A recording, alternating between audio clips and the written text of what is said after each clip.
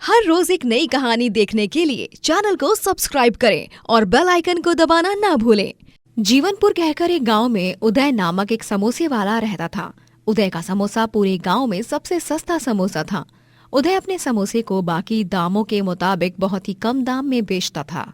समोसे ले लो, समोसे खस्तेदार, कुरकुरे और चटपटे समोसे, इतने सस्ते के यकीन नहीं हो पाएगा। समोसे ले लो, समोसे समोसे ले लो, समोसे। अरे वाह वाह, जहाँ पूरे गांव में 10 रुपए का एक समोसा मिलता है, वहीं यहाँ पर 5 रुपए का एक समोसा मिलता है। बहुत खूब उदय भाई, हमें तो आपके यहाँ का समोसा ही खाने। अरे हाँ हाँ, अरे जहां हम 10 रुपए में एक समोसा खा लेते हैं, वहीं अगर उस 10 रुपए में हमें 2 समोसे मिल जाए तो हम क्यों छोड़े इस सुनहरे अवसर को भैया। धन्यवाद भाइयों, 10 के 2 मिल रहे हैं तो क्यों ना 20 के 4 खा लिए जाए। ये लो, 4 खाओ। उदय अपने ग्राहकों को सस्ते दाम में समोसे बेचता, लेकिन उसके पीछे एक बहुत ही भयानक असलियत छुपी हुई थी। उदय अपने समोसे को एक्सपायरी डेट्स वाले पदार्थों से बनाया करता था। वो एक्सपायर डेट वाला सस्ता मैदा, गांव की दूषित नदी का गंदा पानी, एक्सपायर डेट वाला तेल और सारे गंदे पदार्थों को मिलाकर समोसे बनाता। बेचारे गांव वाले, उन्हें तो खबर भी नहीं कि मैं इन समोसे को कैसे बनाता हूं। बड़े आए सस्ते दाम में खाने वाले। अरे सस्ते दाम में खाओगे तो ऐसा ही खाना मिलेगा, हाँ? मुझे क्या, मेरी तो हर दिन दिवाली है इस नुस्खे से। तभी उदय के पिताजी शंकर कहते हैं, अरे उदय बेटा, क्यों पूरे गांव की जान लेने के पीछे तुला हुआ है? क्यों लालच में आकर सबकी जान के साथ खिलवाड़ कर रहा है? ये जो कुछ भी तू कर रहा है ना, ये सरासर गलत और गैर कानूनी है। इसके बारे में अगर किसी को पता चला तो तुझे कोई छोड़ेगा नहीं। फिर सड़ते रहना जेल की सलाखों के पीछे। अरे बापू, आप क्यों लोड ले रहे हो? आप चिंता मत करो, किसी को कुछ भी नहीं होगा। अभी वक्त है इन समोसे में नमक मिलाने का। हाँ, लेकिन नमक तो महंगा आता है। इसका भी जुगाड़ है मेरे पास। क्रूर उदय अपने बदन के पसीने को निचोड़ के समोसे के मसाले में मिलाता है। अब मेरे नमकीन पसीने से इस समोसे के स्वाद में और भी 4 चांद लग जाएंगे। अच्छी, मेरा बेटा लालच में इतना बेशरम बन जाएगा, मैंने कभी अपने बुरे सपने में भी नहीं सोचा था। उदय पिता शंकर की एक नहीं सुनता और बस अपनी ही मनमानी करते हुए बाजार में वो हानिकारक समोसे बेचा करता, और बेचारे गांव वाले सस्ते दाम के आकर्षण में उदय के इस जानलेवा चक्रव्यूह में फंस जाते हैं और रोजाना ढेरों समोसे खाते हैं। ले लो भाई, ले लो, ताजा ताजा मस्त मस्त समोसे ले लो। एक बार खाओगे तो 1000 बार खाओगे। लेकिन उन दूषित समोसों ने अपना रंग दिखाना शुरू कर दिया होता है। धीरे धीरे गांव में हर एक गांव वाले की तबीयत खराब होने लगती है, और ऐसे ही कुछ ही दिनों में आधा गांव बीमार पड़ जाता है। गांव का एक ही हॉस्पिटल होता है, तो वहां का डॉक्टर ये कहता है, आधा गांव बीमार पड़ चुका है, सबको फूड पॉइजनिंग हुआ है, बुजुर्ग लोगों को हार्ट की बीमारी भी हुई है। ये सब कुछ कॉन्टेमिनेटेड, कुछ दूषित खाने की वजह से हुआ है। अरे डॉक्टर साहब, मेरी माँ की जान बचा लीजिए, मैं आपके सामने हाथ जोड़ता हूँ। ये सब उन समोसों को खाने के बाद ही हुआ है। हाँ, मेरे घर में भी मेरी बीवी बच्चों की हालत बहुत खराब हो गई है। ये सब उस कमीने उदय समोसे वाले की वजह से ही हुआ है। चलो उसे अच्छी तरह से सबक सिखाते हैं। सभी गांववासी एक साथ मिलकर उदय के घर के बाहर जाते हैं और उसके घर पर पत्थर फेंकते हैं और खूब चीखते चिल्लाते हैं। लेकिन उदय को कोई फर्क नहीं पड़ता और वो तो मस्त मजे से सो रहा होता है। फिर एक दिन गलती से शंकर उस समोसे के मसाले को सब्जी समझकर रोटी के साथ खा लेता है और उसकी भी तबीयत हद से ज्यादा खराब हो जाती है। अरे उदय, उदय बेटा, उदय, मुझे अस्पताल ले चल उदय बेटा। उदय। हाँ पापा, क्या क्या हुआ है आपको? पापा, पापा चलिए, मैं अभी ले चलता हूँ आपको। आप घबराइए मत, मैं हूं ना, मैं हूं ना। उदय शंकर को हॉस्पिटल ले जाता है और कुछ देर के बाद उदय को डॉक्टर बताते हैं कि उदय, तुम्हारे पिताजी कोमा में जा चुके हैं। क्या? हाँ, हम और हमारी टीम अपनी तरफ से पूरी कोशिश कर रहे हैं। अब तो बस आपकी दुआएं और प्रार्थनाएं काम कर सकती हैं। उदय बहुत चिंताग्रस्त हो जाता है और उसकी आंखें नम हो जाती हैं। वो हॉस्पिटल से सीधा गांव के मंदिर में जाता है। हे भगवान, मैं मानता हूं कि मैंने लालच के प्रकोप में आकर बहुत सारी गलतियां की हैं। आधा गांव मेरी वजह से ही बीमार हो चुका है। लेकिन आज मैं आपके पास अपने पापों की, अपने गुनाहों की माफी मांगने आया हूं। मुझे माफ कर दीजिए भगवान। मेरे बापू वो अस्पताल में जिंदगी और मौत के बीच लड़ रहे हैं। उनकी जान बचा लीजिए भगवान जी। मैं आपसे उनकी जान की भीख मांगता हूं। उदय मंदिर जाकर भगवान के सामने उनसे अपनी गलतियों की माफी मांगता है और अपने पिता की जान बच जाए इसकी विनती भी करता है। उदय गांव के मेले में जाकर सभी गांव वालों से अपने गुनाहों की माफी मांगता है और हाथ जोड़कर सबसे कहता है, मैंने आप सबके साथ जो कुछ भी किया है वो माफी के लायक तो बिल्कुल भी नहीं है, लेकिन फिर भी मुझे आखिरी मौका दे दीजिए। अरे ऐसे कैसे? तो जैसे हैवानों को हम आखिरी मौका दे दें? रुक जा, अभी तो तुझे कानून देखेगी। पुलिस में रिपोर्ट दर्ज करते हैं इसकी। चलो गांव वासियों। हाँ हाँ, चलो चलो। नहीं नहीं, ऐसा मत कीजिए। मैं आप सबसे हाथ जोड़कर विनती करता हूँ, ऐसा मत कीजिए। मेरे बापू कोमा में है। मुझे अपनी गलती का सबक मिल चुका है। मैं आप सबसे वादा करता हूँ कि आज के बाद मैं ऐसी कोई हरकत नहीं करूँगा जिससे दूसरों को हानि पहुँचे। मैं ईमानदारी से और पूरी निष्ठा से समोसे बेचूंगा, एकदम स्वस्थ और एकदम ताज़ा। बस मुझे एक आखिरी मौका दे दो। मुझे आखिरी मौका दे दो, बस एक आखिरी मौका। उदय गांववासियों के सामने बिलक बिलक कर रोता है और वो शंकर के हालात को देखकर गंभीर चिंता में होता है। ये देख गांव वाले उसे माफ कर देते हैं और एक आखिरी मौका देने के लिए राजी हो जाते हैं। अरे घबराओ मत उदय, शंकर काका को कुछ नहीं होगा और वो सही सलामत हो जाएंगे। हम सब तुम्हारे साथ हैं उदय, रो मत। शंकर काका की तबीयत फिर से चंगी हो जाएगी। पूरा गांव एक साथ मिलकर शंकर के लिए प्रार्थना करता है और अगले 12 घंटों के बाद शंकर कोमा से बाहर आ जाता है और अब एकदम सही सलामत हो जाता है। उदय अपने पिता से मिलकर बहुत रोता है और तभी शंकर कहता है, क्यों? अब समझ आया मोल अपनों को खोने का। जो तू सबके साथ कर रहा था वो तेरे साथ ही हुआ। हाँ बापू, मैं समझ गया। मुझे माफ कर दीजिए। मैं बहुत गलत था जो आपकी चेतावनी को टालता गया। मुझे माफ कर दो बापू।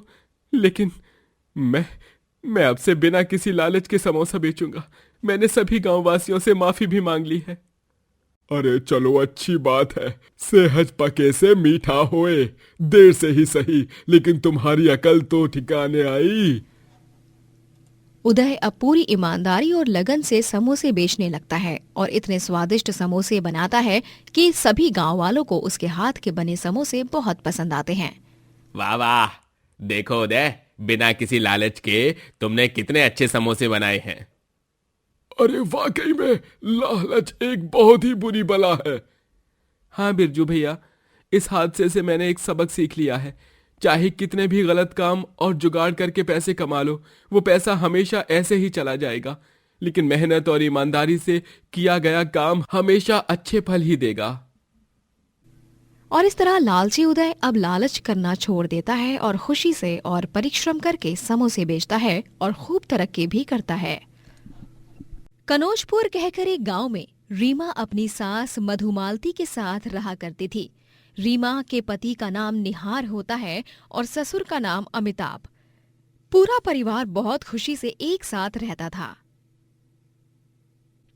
ये लीजिए ससुर जी, ये आपके पसंदीदा मालपुए, और निहार जी आपके फेवरेट छोले भटूरे। आहा, आज तो खाने में मजा ही आ गया। माँ, रीमा बिल्कुल आपकी कार्बन कॉपी है। हाँ रीमा बहू, तुम बहुत ही स्वादिष्ट खाना बनाती हो। ये लो बहू, हमारी तरफ से तुम्हारे लिए शगुन। इसे हमारा आशीर्वाद समझकर रख लो। अमिताभ रीमा को एक लिफाफे में कुछ पैसे डालकर देता है। लेकिन ससुर जी, इसकी कोई जरूरत नहीं है। आप और सासू माँ तो आप दोनों का हाथ मेरे सर पर ही है, इसीलिए आप दोनों का आशीर्वाद हमेशा मेरे साथ है, मैं जानती हूँ।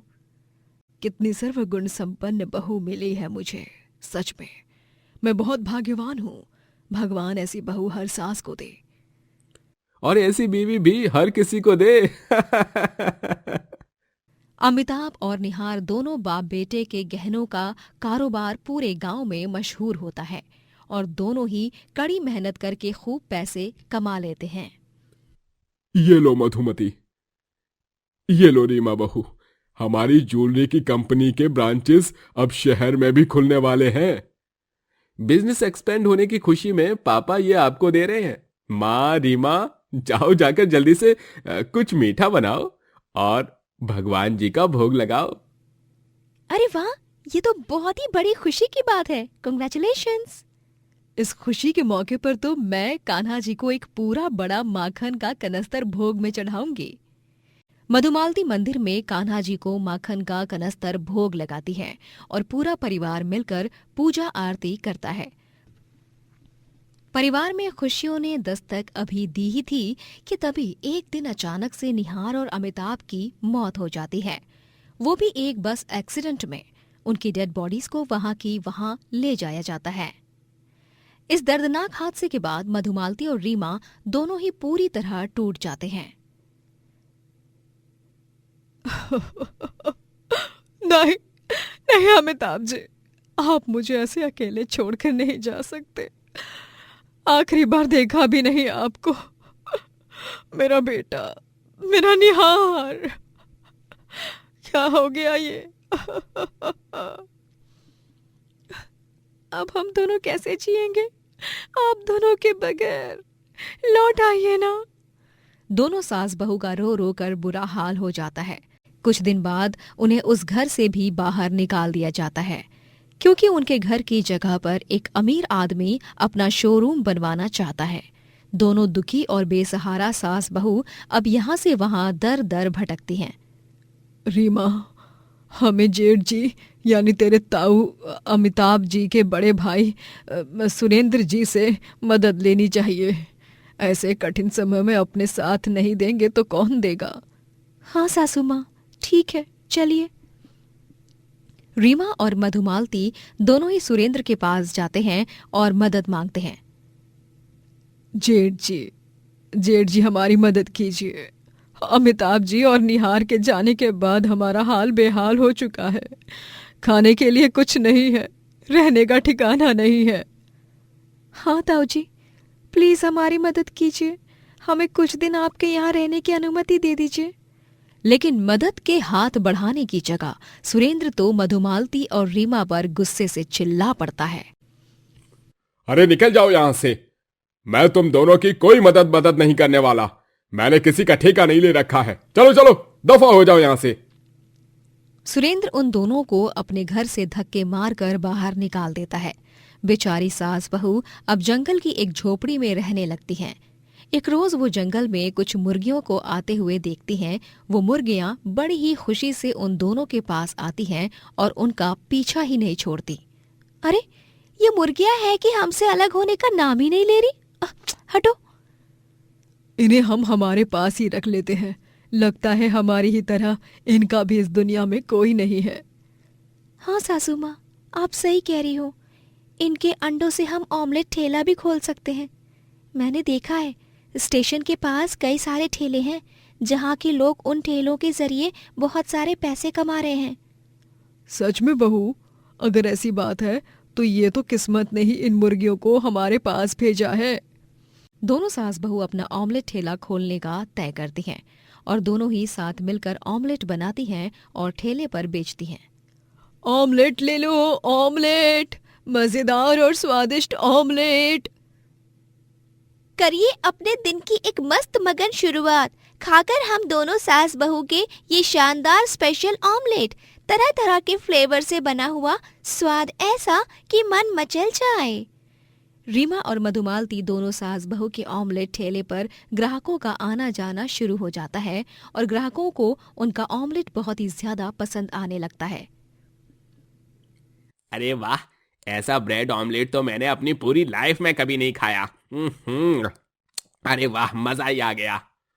हाँ, आपका यह ऑमलेट ठेला किसी ढाबे से कम नहीं। इतनी अच्छी तरह से ग्राहकों को बैठने की सुविधा भी कर रही हैं, ऊपर से इतना स्वादिष्ट ऑमलेट।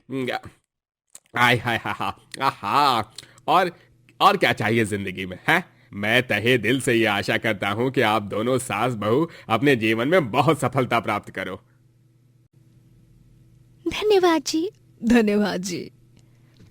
मधुमालती और रीमा ऑमलेट ठेला के जरिए ढेर सारे पैसे कमाने लगते हैं। वो अब एक अच्छे से मकान में रहने लगते हैं और उन्होंने सारी मुर्गियों को आंगन के केज में रखा होता है। लेकिन एक दिन अचानक से उनके ठेले को कोई जला देता है और रातों रात सारी मुर्गियां भी गायब हो जाती हैं। रीमा और मधुमालती बहुत घबरा जाते हैं। हे भगवान, हमारा ठेला जलकर राख हो गया सासू माँ। नहीं, ऐसा कैसे हो गया? हमारी सारी मुर्गियां भी गायब हो गई हैं। दोनों सास बहू बिलक बिलक कर सर पर हाथ रखकर रोती हैं। दोनों बहुत ज्यादा चिंताग्रस्त हो जाती हैं।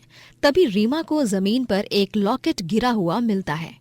सासू माँ ये देखिए, ये लॉकेट, ये तो ताऊ जी का लॉकेट है। जब हम उनके यहाँ गए थे तभी मैंने ये उनके गले में देखा था।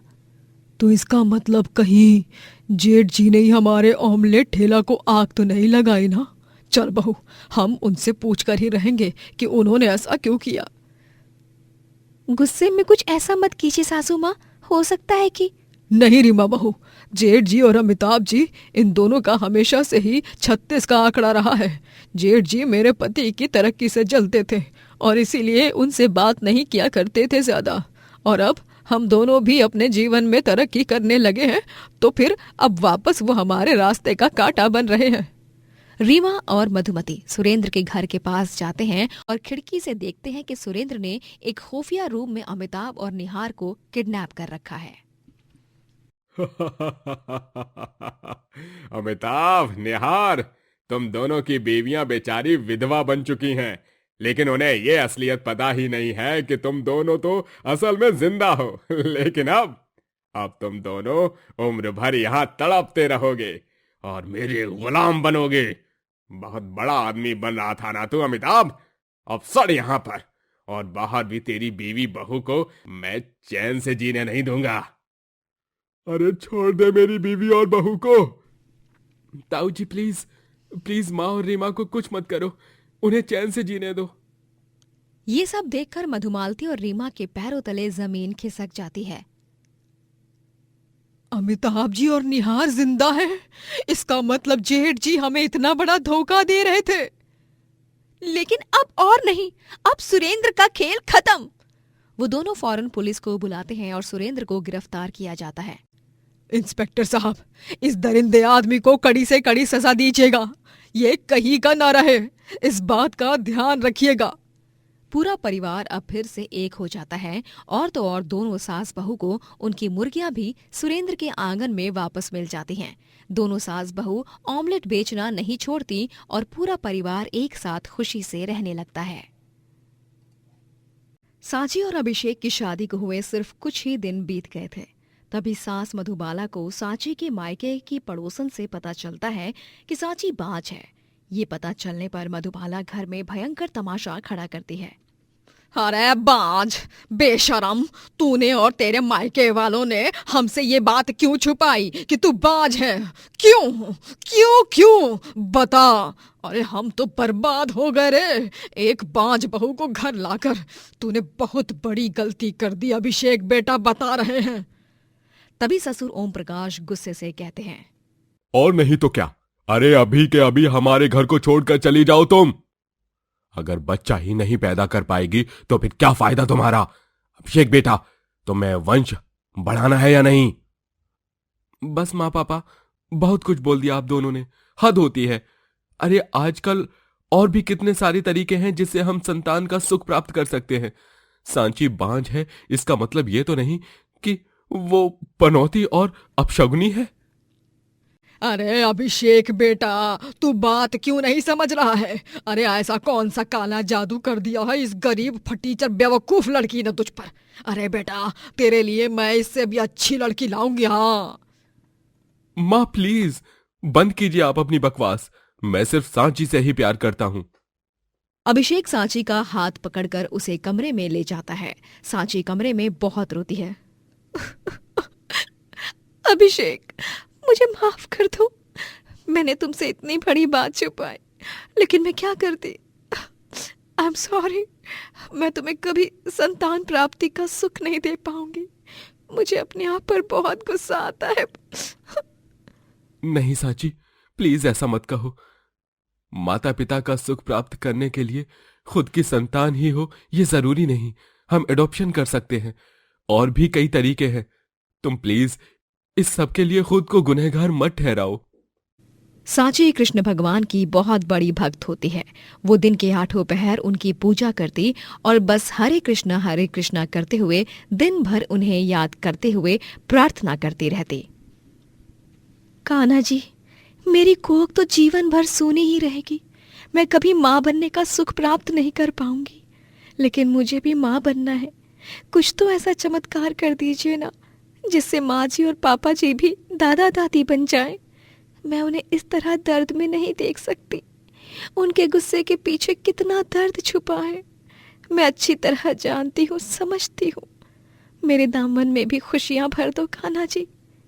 सांची जन्माष्टमी के पर्व पर कृष्ण भगवान को घी, दूध और जल से अभिषेक करती है और उनके पालने को झूला देती है। वो उनकी परम भक्त होती है। दिन रात दीप जलाकर उन्हें भोग प्रसाद चढ़ाती रहती और तरह तरह के कढ़ाई वाले कपड़े पहनाकर उन्हें सजाती। बोलो कृष्ण कन्हैया लाल जी की जय। कान्हा जी, मैं जानती हूँ आप हर पल मेरे साथ ही हो। आपकी भक्ति में इतनी शक्ति है कि हर मुश्किल से मुश्किल, नामुमकिन काम को आप मुमकिन कर दोगे। सांची कृष्ण भगवान की पूजा आराधना करती है। वहीं उसकी सास मधुबाला और ससुर ओम प्रकाश अभिषेक के लिए एक नई लड़की ढूंढ लेते हैं और वो दोनों प्लान बनाते हैं। दीपिका बहुत सुंदर लड़की है, हमारे अभिषेक की और उसकी जोड़ी बहुत जचेगी। हाँ मधुबाला जी, लेकिन हमने अभिषेक के लिए लड़की तो ढूंढ ली, लेकिन ये सांची नाम के कांटे को रास्ते से कैसे हटाएंगे हम? ओम प्रकाश जी, आप उसकी फिक्र मत करिए। सांची को मैं कुछ जड़ी बूटियां लाने के लिए कहूंगी, वो भी काली पहाड़ी के पीछे वाले जंगल में, जहां आज तक जो गया है ना, लौट के नहीं आ पाया है। तो फिर सांची के लौटने की तो कोई गुंजाइश ही नहीं। समझे कि नहीं मेरा प्लान? बढ़िया जी बढ़िया, आपने तो कमाल ही कर दिया। अब बस दीपिका और अभिषेक की शादी हो जाए, फिर हम दोनों दादा दादी बन जाएंगे। सांची एक बार उस जंगल में चली जाएगी तो कभी लौट नहीं पाएगी। इतिहास गवाह है, जब जब कोई उस जंगल में गया है वो उसी में फंसकर मर गया है। सुना है इस जंगल में बहुत सारे भयंकर जंगली जानवर भी हैं। मधुबाला सांची के पास जाती है और उसे कहती है कि ओम प्रकाश के लिए काली पहाड़ी के पीछे वाले जंगल से जड़ी बूटी ला दे। और बेचारी भोली भाली सांची मधुबाला की बात मान लेती है और जंगल में चली जाती है। हे कान्हा जी, मैं तो थक गई। पिछले 5 घंटों से चल रही हूँ, जड़ी बूटियां भी ले ली हैं, लेकिन इस जंगल से बाहर निकलने का रास्ता नजर ही नहीं आ रहा है। कान्हा जी, मदद कीजिए। अंधेरा होने से पहले मुझे इस जंगल से बाहर निकलना होगा। एक तो यहाँ पर नेटवर्क भी नहीं है, मैं किसी को फोन कॉल भी नहीं कर सकती, और ना ही इंटरनेट मैप से जंगल से बाहर निकलने का कोई रास्ता पता कर सकती हूँ। सांची उस भयानक जंगल में फंस जाती है और सूर्यास्त होने में सिर्फ कुछ ही समय बाकी रहता है। अभिषेक जब घर पर आता है तभी सांची को ना देखकर वो घबरा जाता है और वो उसे पूरे घर में ढूंढता है, लेकिन उसे सांची कहीं नहीं मिलती। अभिषेक आस पड़ोस में भी ढूंढते रह जाता है, लेकिन फिर से सांची को ढूंढने में असफल रह जाता है। माँ, पापा, आपने सांची को कहीं देखा है? वो मिल नहीं रही है, और तो और उसका फोन भी आउट ऑफ नेटवर्क बता रहा है। छोड़ो ना उसे, गई होगी कहीं घूमने, काम चोर कहीं की। हाँ, सास ससुर की तो कुछ पड़ी ही नहीं है उस बांझ को। अच्छा सुन, ये देख, ये दीपिका है, तेरी और दीपिका की शादी कराने का फैसला लिया है ओम प्रकाश जी और मैंने, क्योंकि अब वो बाज सांची तो कभी वापस लौट कर आएगी ही नहीं। गलती से मधुबाला अपने ही मुंह से सांची के बारे में अभिषेक को बता देती है। क्या? सांची सांची कभी वापस नहीं आएगी? मतलब कहीं कहीं आपने ही उसे माँ पापा, सांची कहाँ है? मैं कुछ पूछ रहा हूं आप दोनों से। आप दोनों को मेरी कसम, प्लीज बता दीजिए सांची कहाँ है, वरना मैं भी आप दोनों के पास कभी नहीं लौट पाऊंगा। भूल जाना फिर मुझे भी। नहीं बेटा, ऐसा मत बोल। मैं बताती हूँ ना सांची कहाँ है। वो मैंने और ओम प्रकाश जी ने उसे काली पहाड़ी के पीछे वाले जंगल में भेजा है। और ये वही जंगल है जहां से कभी कोई वापस लौट कर नहीं आता, सिर्फ उसकी लाश ही मिलती है। माफ कर दे अभिषेक बेटा। आप दोनों ऐसा कैसे कर सकते हैं माँ पापा? सांची मेरी जान है, मुझे उसे बचाना ही होगा। लेकिन इतना तो मैं कह दे रहा हूं कि आज के बाद आप दोनों मेरे कोई नहीं। मैं आप दोनों के पास कभी लौट कर नहीं आऊंगा। लानत है आप दोनों पर माँ बाप होने के नाते। छी! इतनी घिनौनी हरकत करने से पहले आप दोनों ने एक बार भी नहीं सोचा कि मेरे दिल को कितनी ठेस पहुंचेगी। अभिषेक मधुबाला और ओम प्रकाश को छोड़कर काली पहाड़ी के पीछे वाले जंगल में जाता है और वो जोर जोर से सांची को पुकारते हुए आवाज लगाता है। सांची, सांची, कहाँ हो तुम? सांची! ये तो अभिषेक जी की आवाज है। Kanha ji, thank you thank you thank you. मुझे इस भूल भुलैया जैसे जंगल में अभिषेक मिल गया। अब मैं और वो, हम दोनों यहाँ से सही सलामत निकल जाएंगे। आवाजों की ध्वनि के अनुमान लगाते लगाते अभिषेक और सांची दोनों ही एक दूसरे को ढूंढ लेते हैं। सांची, अब हम दोनों को कोई अलग नहीं कर पाएगा। हाँ अभिषेक। सांची और अभिषेक दोनों ही जब नदी के पास से गुजरते हैं तभी वो देखते हैं कि एक टोकरी नदी के पानी के बहाव के साथ बह रही है और उस टोकरी में एक छोटा सा नन्हा सा बच्चा है। वो दोनों उस बच्चे को नदी से बाहर निकालते हैं और टोकरी में एक चिट्ठी होती है। मैं इस बच्चे की माँ हूँ। मेरा पति मुझे छोड़कर चला गया और अब मैं भी इस दुनिया में जी नहीं पाऊंगी, इसीलिए मैं इस दुनिया को छोड़कर जा रही हूँ। और मेरा बच्चा जिसे भी मिले मुझे माफ कर देना। मैं एक बहुत बुरी माँ हूँ। भगवान मेरे बच्चे को भला करे। बेचारी इसकी माँ, उनकी आत्मा को शांति मिले। अभिषेक, तुम कुछ समझ नहीं सके। क्या सांची? ये बच्चा मुझे मिला है, हमें मिला है। इसे कान्हा जी ने ही हमारे लिए भेजा है। शायद ये सब उन्होंने लिखा था हमारी किस्मत में। हाँ सांची, ये बात तो तुमने बिल्कुल सच कही। आज से ये मेरा कान्हा बेटा और मैं इसकी यशोदा मैया। देवकी तो नहीं, लेकिन मैं इसकी यशोदा मैया जरूर बनूंगी। और मैं इसका नंद बाबा। कान्हा, ओह मेरे कान्हा, देखो कैसे हंस रहा है।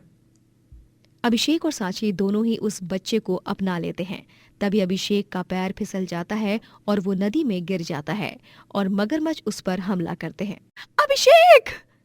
तभी कान्हा अपना हाथ आगे बढ़ाता है और उसके हाथ से रोशनी उजागर होती है, जिससे अभिषेक के घाव ठीक हो जाते हैं और मगरमच्छ भी दूर भाग जाता है।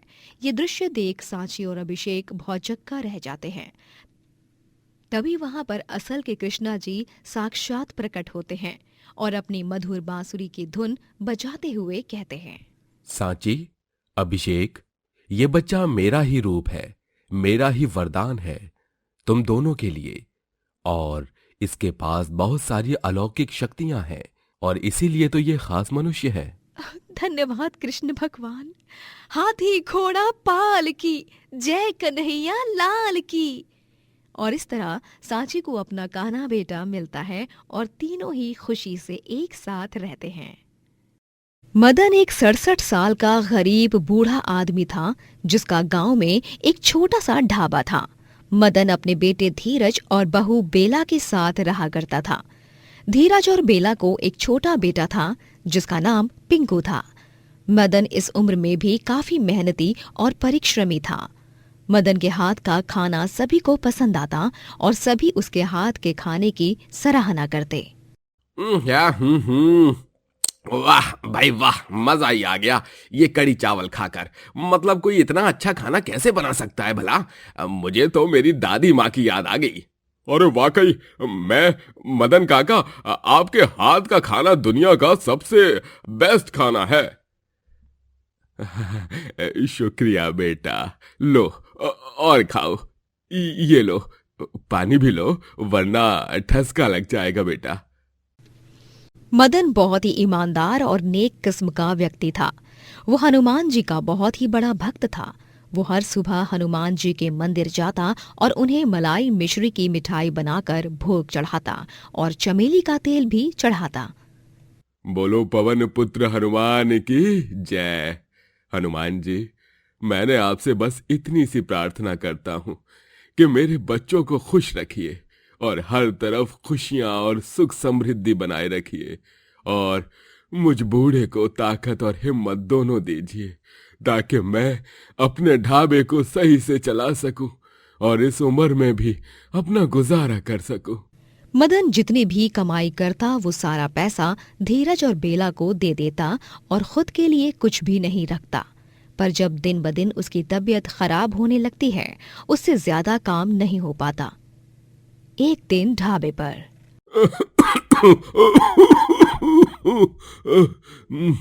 मुझे तो चक्कर आ रहे हैं।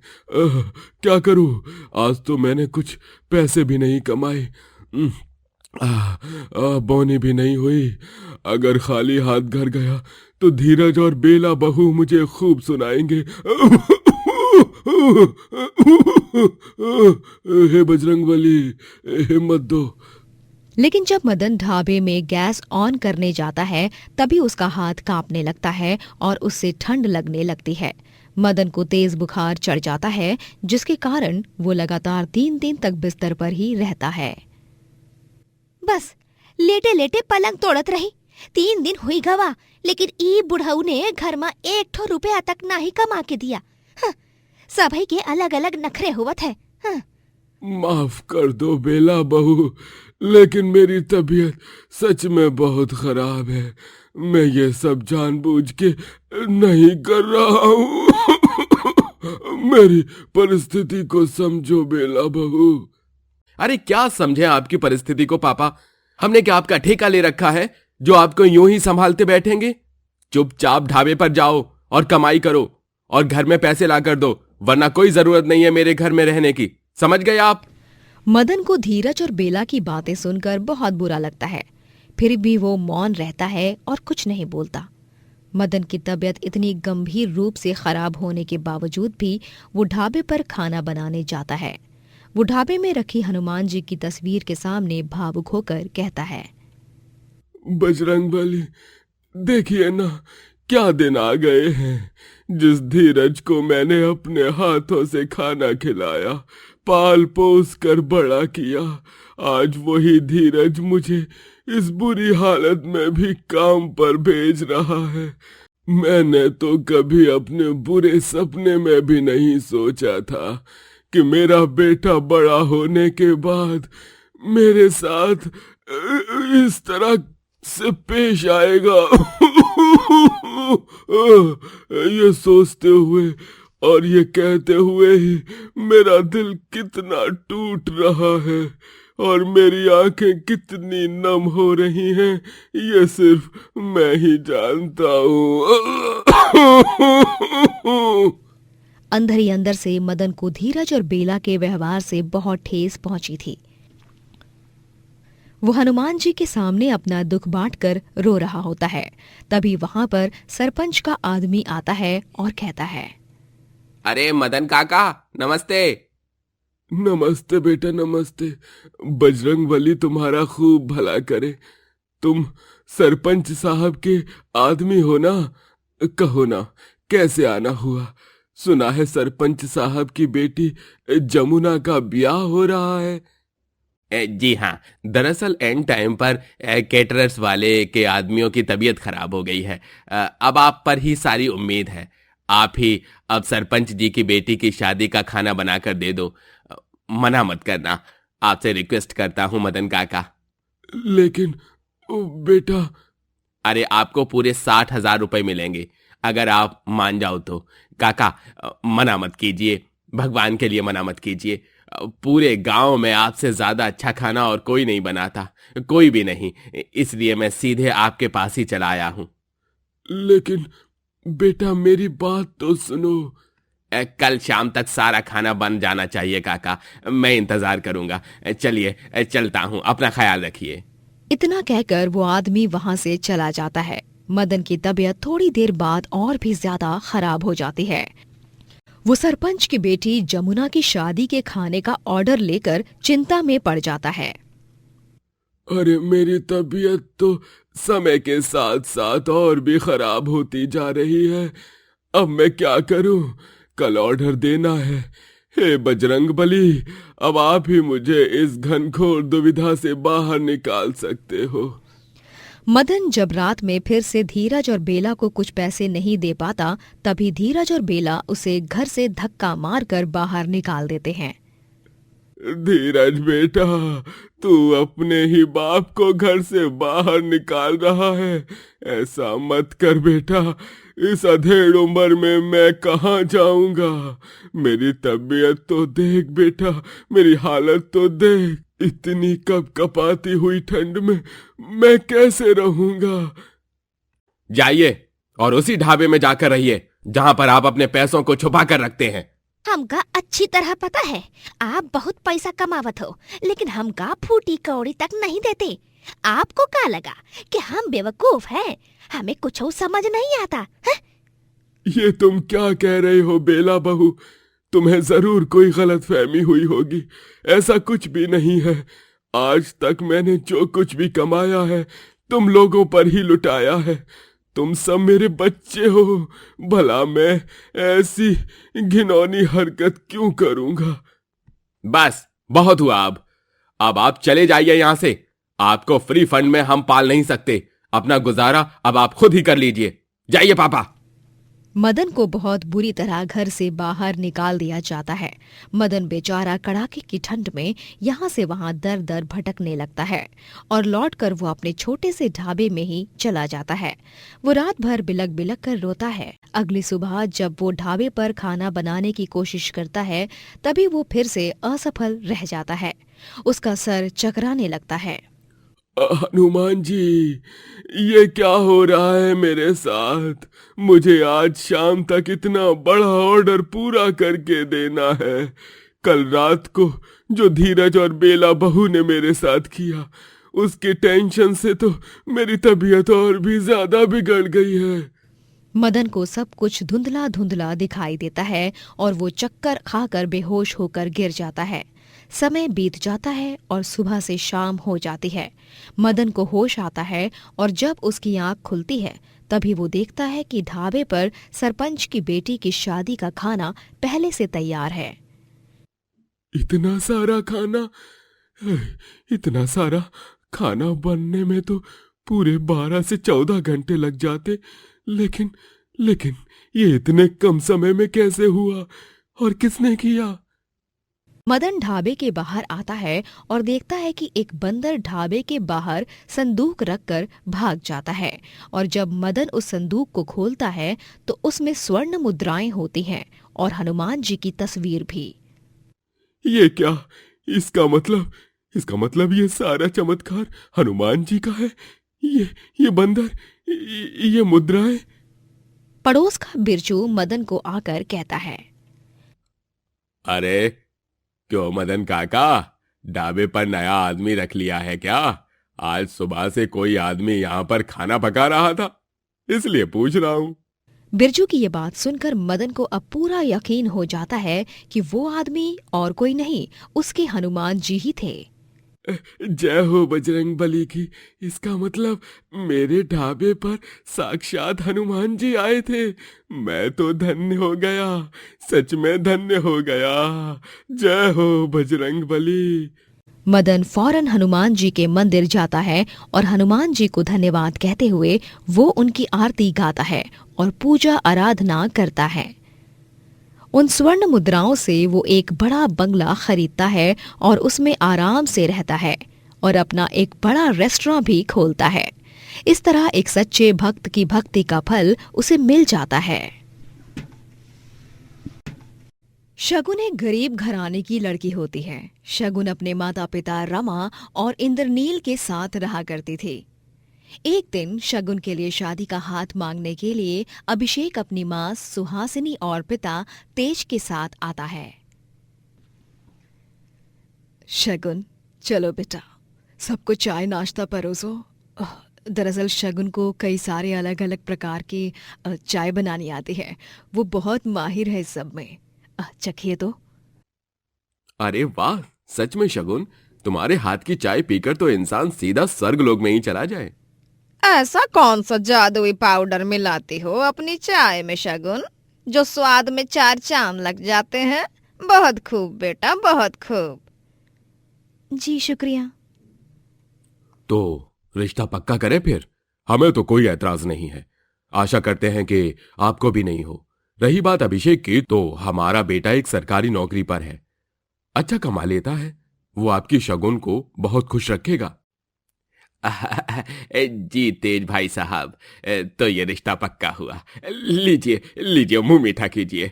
रामा जी ने ये गुलाब जामुन बनाए हैं। सभी एक दूसरे का मुंह मीठा करते हैं और शगुन और अभिषेक का रिश्ता पक्का हो जाता है। दोनों की शादी होती है, लेकिन शादी के बाद शगुन के लिए जिंदगी ने क्या सोच रखा था, ये तो उसने कभी सोचा ही नहीं था। जब वो शादी करके गांव से शहर अपने ससुराल में आती है, तभी उसे पता चलता है कि अभिषेक किसी सरकारी नौकरी पर नहीं है, और तो और वो कुछ पैसे भी नहीं कमाता है। इतना बड़ा झूठ क्यों बोला तुमने अभिषेक? मैंने और मेरे माँ पापा ने तुम पर आंख बंद करके भरोसा किया और मुझे तुम्हारे हवाले सौंप दिया ब्याह कर, लेकिन तुमने मुझे इतना बड़ा धोखा दिया। मैं और क्या करता शगुन, मुझे तुमसे प्यार हो गया था, और अगर मैं तुम्हारे पापा के सामने ऐसा बोलता कि मैं कुछ नहीं कमाता, तो वो इस रिश्ते को पक्का करने से इनकार कर देते, और मेरे लिए तुम्हारे बिना जीना और भी मुश्किल हो जाता। सॉरी शगुन, मुझे माफ कर दो। शगुन को मिले इस धोखे से वो बहुत दुखी हो जाती है। घर का खर्च तेज की पेंशन से चलता रहता है, लेकिन अभिषेक को जरा सी भी शर्म नहीं आती और वो दिन भर बस घर पर ही पड़ा रहता। शगुन अपनी सास सुहासिनी से इस बारे में चुपके से रसोई में बात करती है। माँ जी, ये सब क्या है? आपने और पापा जी ने कभी अभिषेक को कुछ समझाया क्यों नहीं? वो अपनी जिंदगी को इस तरह बर्बाद कर रहा है। अब मैं तुझे क्या कहूँ बहू, तेज जी और मैंने उससे निगौड़े को 1000 बार समझाया है कि कुछ तो काम कर, कुछ तो काम कर, लेकिन वो कुछ काम ही नहीं करता। पढ़ लिख कर भी कुछ फायदा नहीं हुआ। हम दोनों उसे डांट डांट कर थक गए हैं। अब सब कुछ बर्दाश्त के बाहर हो चुका है हमारे लिए। शगुन अभिषेक को लेकर बहुत चिंताग्रस्त हो जाती है। वो उसके लिए मिल की एक नौकरी ढूंढती है। ये देखो अभिषेक, अखबार में मिल के लिए वर्कर्स की वैकेंसी के बारे में लिखा है। ये मिल तो हमारे घर के पास ही है, कुछ लगभग 2 से 3 मिनट की दूरी पर। तुम कहो तो मैं यहाँ पर अप्लाई करा देती हूँ।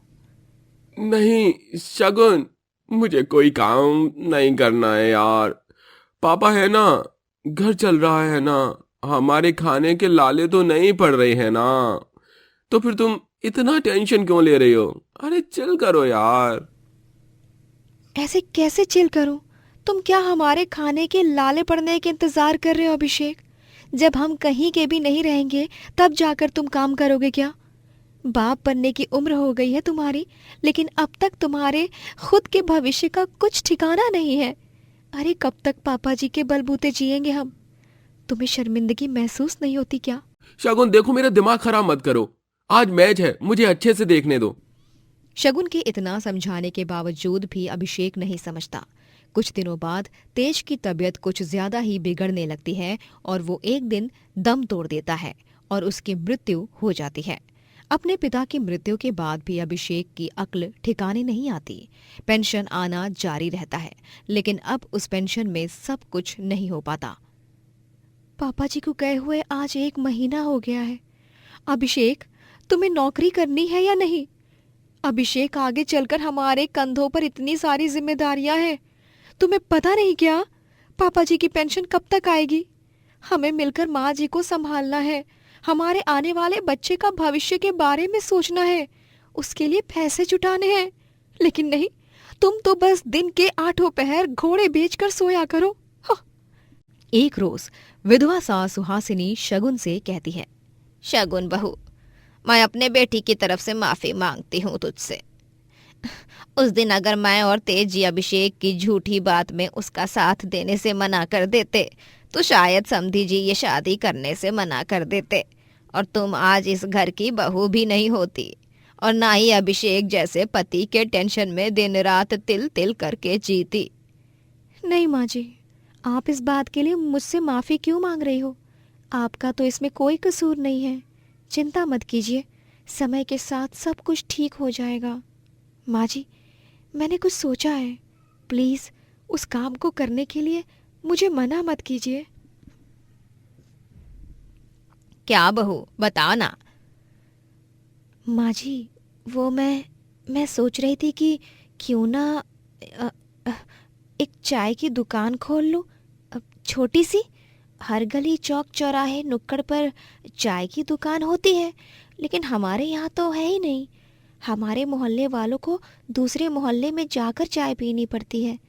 घर में थोड़े पैसे भी आ जाएंगे और मेरा समय भी गुजर जाएगा। ठीक है शगुन बहू, अगर तुझे सच में काम करने की इच्छा है तो तू कर। मेरा आशीर्वाद तो वैसे भी हमेशा तेरे साथ ही है। शगुन बहुत खुश हो जाती है और वो नुक्कड़ पर अपनी छोटी सी चाय की दुकान खोलती है और वहां पर तरह तरह के फ्लेवर्स वाली चाय बनाती है और साथ ही स्नैक्स बिस्किट्स भी परोसती है। आहा, मजा ही आ गया भाई।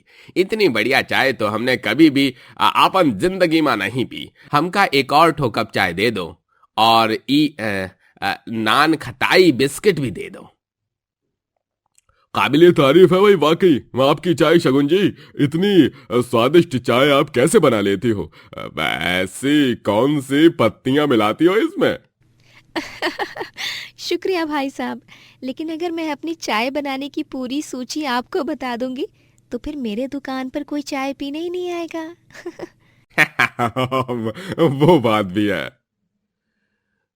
अब तो मैं रोजाना सुबह दफ्तर जाते समय और शाम को दफ्तर से लौटते समय यहीं पे चाय पीऊंगा अपनी जानू के साथ। क्यों जानू? हाँ जानू, अब तो ये चाय की दुकान हम दोनों का लव अड्डा बन गई है। अब से हम दोनों यहीं पर आकर चाय की डेट करेंगे जानू। ओके माय डियर जानू। ये लो तुम दोनों के लिए स्पेशल कपल्स वाली चाय और ये दिल के आकार वाला बिस्किट। खाओ पियो और मजे करो। और हाँ, तुम दोनों के प्यार को किसी की भी नजर ना लगे। तू तू तू तू तू। Oh how sweet. जानू चलो, ये हाथ वाला बिस्किट हम दोनों साथ में खाएंगे, इसे तोड़ेंगे नहीं। शगुन जी, आप बहुत ही अच्छी हो, थैंक यू। अपनी चाय की दुकान खोलने के लिए अब से तो मैं और मेरा जानू बेबी शोना हम दोनों यहीं पर डेरा जमा कर बैठा करेंगे। ये मेरी वाली कुछ ज्यादा ही बोलती है, इसे नजरअंदाज कीजिए शगुन जी। शगुन अपनी चाय की दुकान पर चाय बेच बेच कर बहुत से पैसे कमाने लगती है। मुझे मसाला चाय और बन मस्का। मुझे कश्मीरी कहवा। मुझे कश्मीरी कहवा चाहिए। शगुन की बढ़ती प्रगति को देख अभिषेक को धीरे धीरे अपनी गलती का एहसास होने लगता है। वो एक दिन यूं ही जब नुक्कड़ से गुजर रहा होता है तभी वो शगुन की चाय की दुकान के बाहर ग्राहकों की लंबी कतार देखता है और शगुन को अकेले ही सारे ग्राहकों को संभालते हुए देखता है। ये दृश्य देख उसकी आंखें नम हो जाती हैं। रात में जब शगुन घर आती है तभी अभिषेक उसके हाथ में एक कागज पकड़ाता है। अब ये क्या है अभिषेक? कंपनी का ऑफर लेटर। मैंने एक नई कंपनी ज्वाइन कर ली है, मुझे नौकरी लग गई है। क्या? सच में? मुझे तो यकीन ही नहीं हो रहा।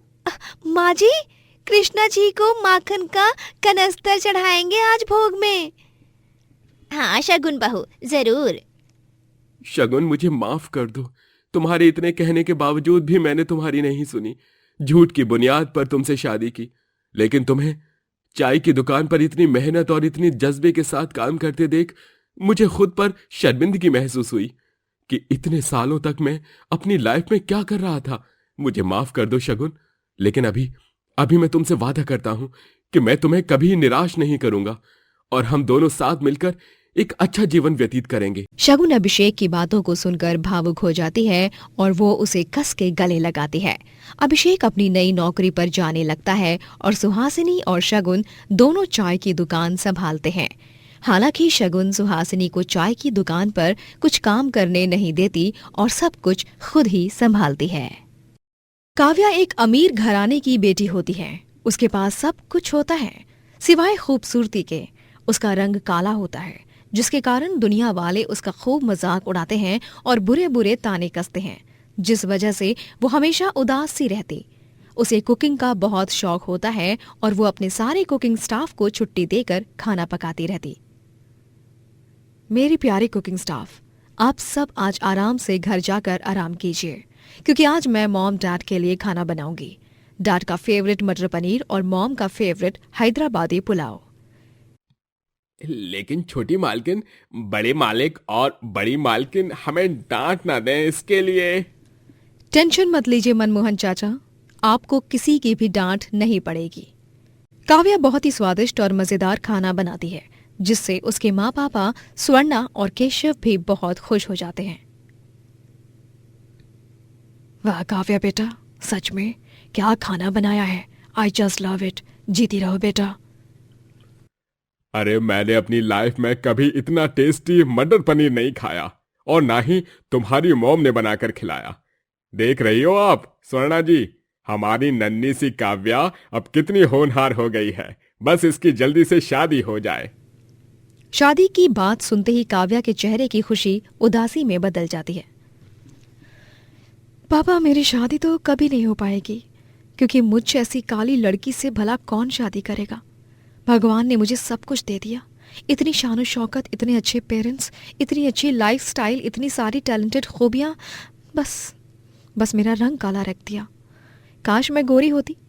ऐसा नहीं है कि मुझे अपने काले रंग से नफरत है, मैं अपने आप से बहुत प्यार करती हूँ, लेकिन दुनिया वाले जिस नज़र से मुझे देखते हैं ना, मुझे उस बात को लेकर बहुत दुख होता है। काव्या बेटा, उदास मत हो। देखना, तुम्हारी जिंदगी में जरूर किसी राजकुमार के आने की ही संदेशा होगा। काव्या, किसने कहा कि तुम खूबसूरत नहीं हो? अरे दुनिया भर में भी अगर कोई चिराग लेकर ढूंढने जाए ना, तब भी तुम्हारी जैसी नेक दिल और साफ मन वाली लड़की नहीं मिलेगी।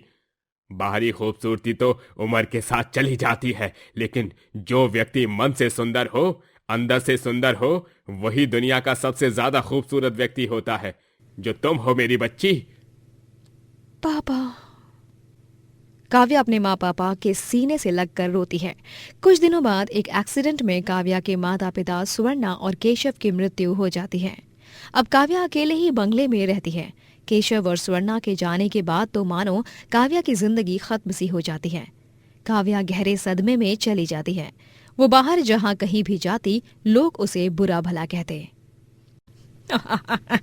आ गई है कल्लो। हाय हाय हाय हाय, कितनी काली है ये, पनौती है ये।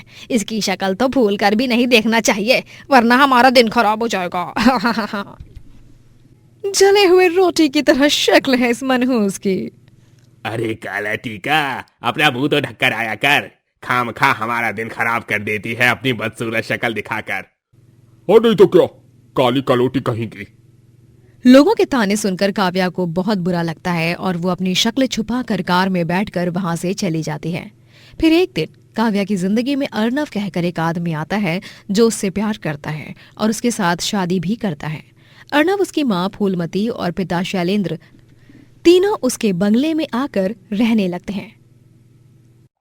काव्या, तुम हमारे साथ हमारे घर चलोगी तो वहां पर बहुत सारे लोग तुम्हारा मजाक उड़ाएंगे और मैं ये हरगिज बर्दाश्त नहीं कर पाऊंगा। इसलिए मैं चाहता हूं कि मैं, पापा और माँ, हम तीनों तुम्हारे साथ इसी बंगले में रहें। तुम्हें इस बात से कोई एतराज तो नहीं ना काव्या बहू? नहीं मम्मी जी, बिल्कुल भी नहीं। उल्टा मैं तो बहुत ज्यादा खुश हूँ, इसलिए क्योंकि अर्नव मेरे बारे में इतना सोचते हैं। चलिए, मैं आप सभी के लिए बढ़िया सा खाना बना कर लाती हूँ, तब तक आप लोग फ्रेशन अप हो जाइए। Arnav, I am really lucky कि मुझे तुम जैसा जीवन साथी मिला। पता नहीं अकेली मैं कितना तड़प तड़प कर जीती। थैंक यू अर्नव, मैं जैसी हूँ वैसे ही मुझे एक्सेप्ट करने के लिए और मुझसे प्यार करने के लिए। ओ कम ऑन काव्या मेरी जान, ये सब बातें मत करो। तुम दुनिया की सबसे खूबसूरत लड़की हो। मैंने तुमसे ज्यादा खूबसूरत काया जिंदगी में पहले कभी नहीं देखी। I love you Kavya. I love you too Arnav. Kavya और अर्नव दोनों एक दूसरे के गले लगते हैं। अर्नव काव्या को बहुत प्यार देता है और इसी बीच अर्नव के कहने पर काव्या अपनी सारी प्रॉपर्टी अर्नव के नाम कर देती है।